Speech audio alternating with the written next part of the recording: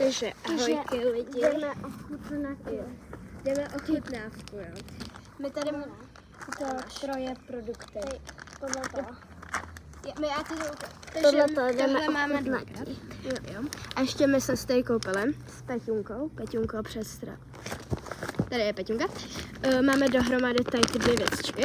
A tady ty dvě věcičky prostě. A Denčo má teda jenom ten balonek. A my to jdeme ochutnat, takže první bychom si asi rozbalili. Jo. Ale jako ochutnáme s náma dneska určitě. Jo. Doufám, že nechcípnu. Teda, co? Family friendly. Já vím, co. Já taky vím, ne. Kurva. Já jsem to věděla, já mám dinosaura. Ty máš zase to dinosaura. My máme krabičku! A já si to, počkej, já mám dinosaura. Ty máš toho psa. Ale ten je hezký. Vidíme to. Já mám taky Máš psa. taky toho psa, Takže... My to jdeme nafouknout lidi, jo. Takže já to jdu chvilku stopnout. Lidičko, máma to už hotové. Takže Denisce padnul tenhle krásný dinosaurus, jo.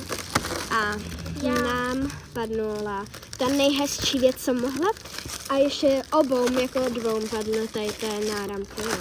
Ještě úplně postižený. ale jako nice! Se vůbec nelíbí. A teď jdeme na tu ochutnávku. No ale to chvíli. Jedno. To potom. Takže Peťonka, otevírej. Dobrý. Já si na to chci To má, To my natáčíme. Kamo, tam toho je My jsme to posrali. Podívejte. My jsme to posrali. Co jsme pokakali? No teď si řekl prostý slovo, teď jsme to posrali. Takže. Může jeden. Lidi, jo. Já se bojím. Počkej, Uka. Tak si to dejte vy na půl a já Jo, tak jo. Kámo, co to je? A jak to otevřu? Normálně. Jo, tady. Takže lidičko. To je mega dobrý!